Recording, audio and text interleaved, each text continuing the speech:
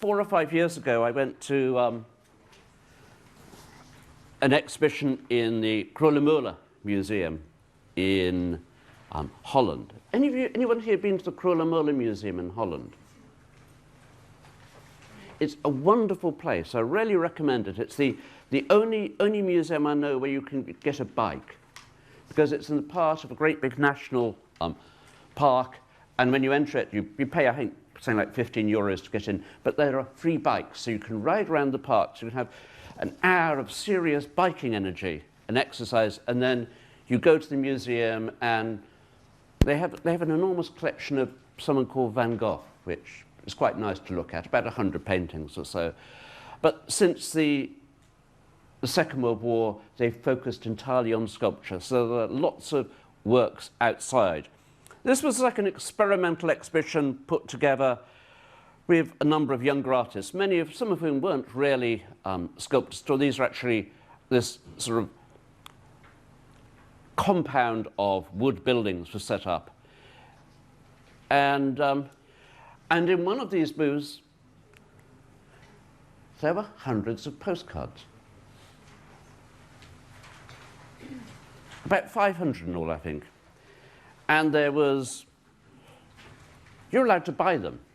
And it's like a supermarket. You know, you bought one for so many cents. And if my memory serves me right, you could get 6 postcards for 2 euros. And of course, not always one for a bargain, so I got 6 postcards. There.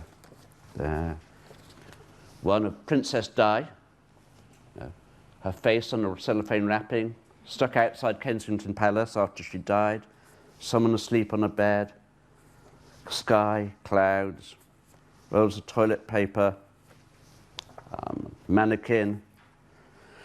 8 in all. Actually, now I think it was 8 for 2 euros. I can't remember the exact price. But then some years later, I came to Singapore and I thought, I recognize that name, Heman Chong. It was his work. So I went and met Heman, and we had a very good conversation. I said, you've got to be very nice and respectful to me because I'm one of your collectors.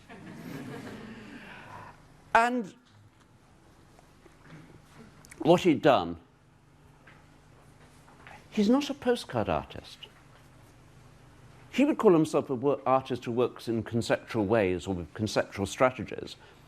And what he's presenting was not the postcards as artwork, though you could buy them, you could enjoy them. They were a selection of the photographs he's taken over the years, over I think a period of 8 or 9 years, traveling around Europe and Asia. The artwork was really the whole package. The whole package. The whole project. And much conceptual art made nowadays does come in these sort of complicated projects. Where was the art? Was the art in the postcards? Maybe. But the art was also in the presentation. Producing a postcard shop. Actually, postcards seem really old-fashioned now, don't they, in the age of JPEGs and the internet. But what makes it conceptual was that part of the whole thing was the experience of choosing, selecting. That by entering into it and buying postcards, I too was being involved in the artwork. I was a participant. And also by presenting these postcards and a shop as an art piece, in a way it's asking questions about, well, where is the art? What makes an artwork?